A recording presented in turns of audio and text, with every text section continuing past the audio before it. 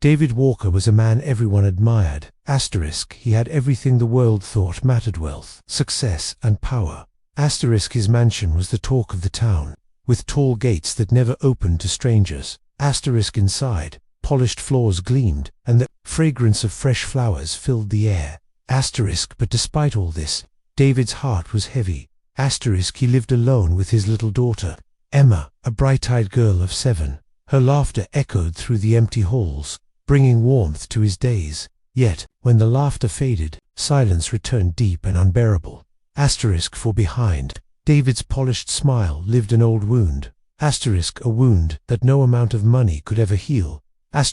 He often looked out at the horizon, wondering about choices he once made. And a part of his past he wished he could forget. Emma adored mornings with her father. She always ran into the kitchen barefoot, her laughter chasing away the silence. Daddy, eat your pancakes before they get cold, she would say, her small hands pushing the plate toward him. David smiled, but his eyes told another story. He loved his daughter deeply, yet the weight of loneliness pressed on him. Sometimes, he watched Emma and saw her mother's reflection in her, the woman who left years ago, leaving him with both pain and a blessing. Emma never knew much about her mother.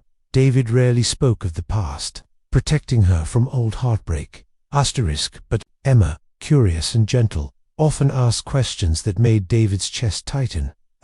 One morning, Emma entered David's study with a drawing in her hand. Daddy, look, this is me, you, and my brother.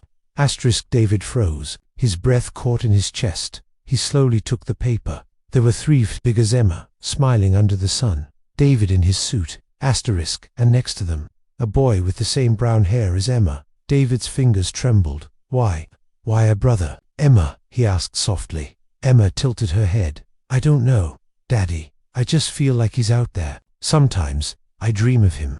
Her innocence struck David like lightning. He swallowed hard. Memories flooding back, memories of choices, of someone he once loved, and a possibility he had locked away for years. That night, when Emma was asleep, David sat in his office, haunted by the past. From a drawer, he pulled out an old photograph. It showed a younger David, smiling with a woman by his side. Her eyes were warm, her smile unforgettable. She was Emma's mother, but she was also the woman who had left him, and left with a secret he was never sure about. He had heard whispers, years ago, rumors of another child. But pride and anger kept him from searching, from asking the questions his heart feared to hear. Instead, he buried it deep, raising Emma alone. Yet Emma's words that morning reopened wounds he thought had healed. Could it be true? Did his daughter really have a brother? Days later, David took Emma to the park.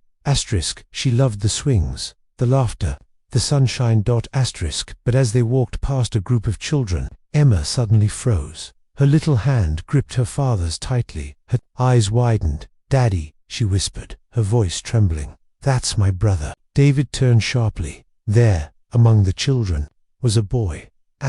He was about Emma's age, with brown hair and bright eyes. Something about his face struck David like thunder, a mirror of his own features.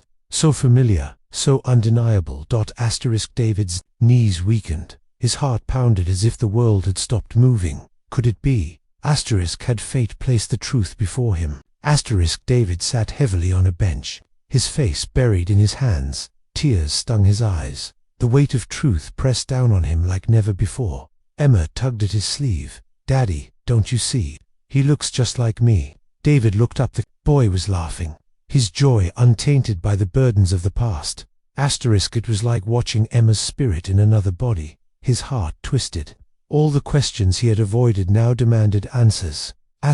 Why hadn't he searched? Why had he let his pride silence the truth for so long? David's chest ached with regret, but above all, he felt something else. A sudden, overwhelming love for a child he had never met. Before David could stop her, Emma let go of his hand. She ran across the grass, her little feet carrying her with excitement.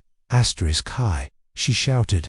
I think you're my brother. The boy paused, confusion flashing in his eyes. David's heart nearly stopped. His legs felt heavy as he rose, moving after her. The world around him blurred, the children, the parents, the laughter, none of it mattered. All he could see was Emma and the boy who might carry his blood.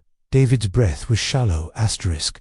His heart pounded louder than the sounds of the park. Asterisk. He was about to face a truth he had long feared and longed for. Emma stood before the boy, her smile as bright as the sun.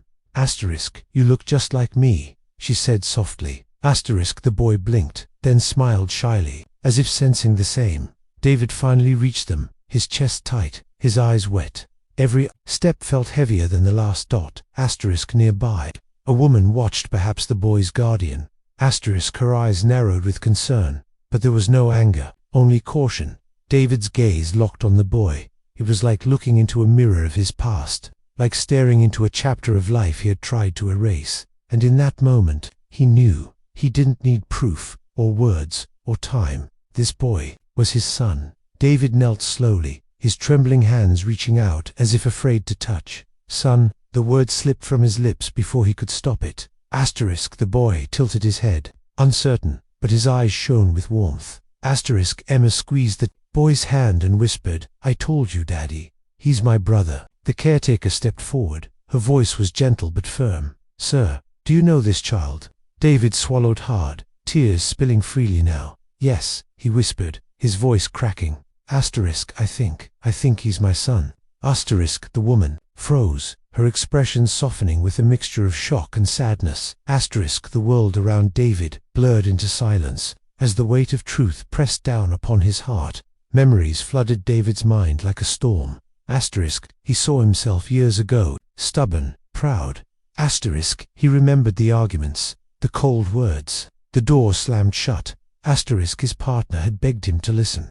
Asterisk. To stay, to put love before pride. But David chose his empire over family. He chose money over the fragile bond of trust. Asterisk. He had walked away, believing he was right, believing he had lost only her. But now, staring at this boy, he realized the truth. He had lost far more. Asterisk. A son who had grown up without a father's embrace. Asterisk. Regret burned in his chest like fire. Asterisk. If only he could turn back time, if only he had listened. David sat on the bench, silent, broken. Asterisk. The caretaker lowered her voice, speaking carefully.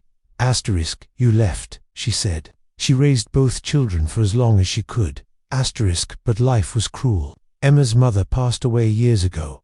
Asterisk. I promised her I would care for him. Asterisk. David's hands shook, his chest tightened with grief. Asterisk. He closed his eyes, pain cutting through every part of him. The caretaker continued, softer now. He deserves to know his father, but only if your heart is ready. Asterisk. Don't come close if you cannot stay. Asterisk. David turned, watching Emma and the boy laugh together. It was as if fate had woven them back into one thread, and in that laughter, he heard forgiveness. Asterisk. Waiting, if he was brave enough to claim it. Asterisk. Daddy, Emma called, her sweet voice cutting through his storm of regret. Asterisk. Can he come home with us? David's eyes filled with tears again. The boy turned, meeting his gaze for the first time with searching eyes. David's heart felt as if it might break in two. Yes, he whispered, his voice trembling. Asterisk. If he wants to. He belongs with us. Asterisk. The boy hesitated, then slowly nodded, as if some hidden part of him had been waiting for this moment all his life. Emma clapped her hands with joy. Asterisk. See, Daddy, I told you, he's my brother. Asterisk. And for the first time in years, David felt something he thought he had lost forever, a piece of his broken family slowly mending itself. Asterisk. That night, the mansion was different. The silence was gone. Instead, laughter bounced off the walls. Asterisk. Filling the empty spaces with life. Emma and her brother sat on the floor. Asterisk. Building towers, knocking them down, and building them again. Their giggles were like music. Asterisk. A sound David hadn't realized he had been starving for. Asterisk. He sat back in his chair, hands clasped tightly together, tears rolling down his cheeks. Asterisk. He had built an empire of wealth. But tonight, in this simple moment, he realized what true riches meant. Asterisk. Not gold, not cars, not houses, but the love of children he had almost lost, and the second chance he had been given. David could no longer hold back. He knelt on the floor, wrapping both Emma and the boy into his arms. He held them close, his body trembling, his heart breaking open. "I'm sorry," he whispered, his voice raw. "I'm so sorry, for the years I lost, for the time I can't give back. But I promise, from today, you will never be alone again." Emma hugged him tighter. Her brother, shy at first, slowly placed his arms around his father's neck. It was small, hesitant, but it was enough to heal a lifetime of silence. For the first time, David felt whole. He wasn't just a millionaire anymore. He was a father, two children who had brought him back to life. The next morning, the sun rose brighter than ever.